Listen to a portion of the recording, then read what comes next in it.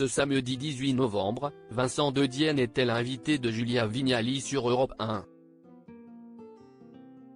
L'occasion pour eux de se remémorer le jour où ils se sont rencontrés lors d'un jeu télé. Très taquin, le comédien rigole encore de la défaite de son ancienne rivale. Vincent De Dienne fait partie de ces comédiens qui marquent le paysage audiovisuel français.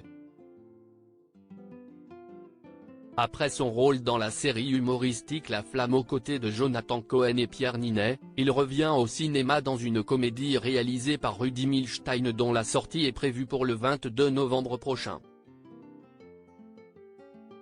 Dans Je ne suis pas un héros, c'est à Géraldine Nakache et Clémence Poésy qu'il donnera la réplique. Mais avant de pouvoir rire des blagues présentes dans ce long métrage, celui qui aurait pu être l'animateur du maillon faible doit le promouvoir. Ce samedi 18 novembre, le comédien était l'invité de Julia Vignali dans Les Incontournables d'Europe 1. Ensemble, ils se sont souvenus du jour où ils se sont affrontés dans Question pour un champion.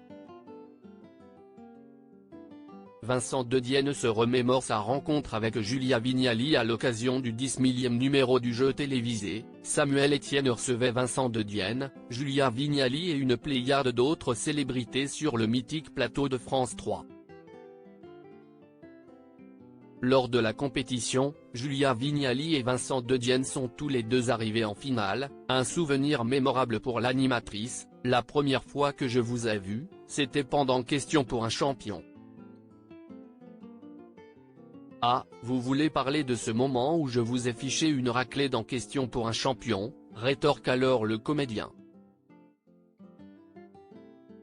Julia Vignali affirme que la raclée a été douloureuse parce qu'elle était arrivée en finale et qu'elle tenait bonne avant de se retrouver face à Vincent De Dienne.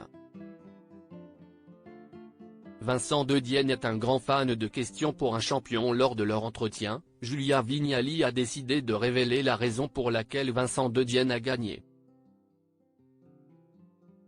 Il s'avère que le comédien est un passionné du jeu, comme il l'a fait remarquer dans une publication sur Facebook en 2019.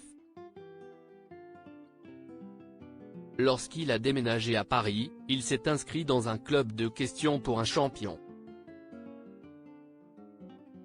Malheureusement, il n'a pas tenu longtemps étant donné le niveau des membres du club parisien, qu'il décrit comme des encyclopédies vivantes. Article écrit en collaboration avec 6 Médias.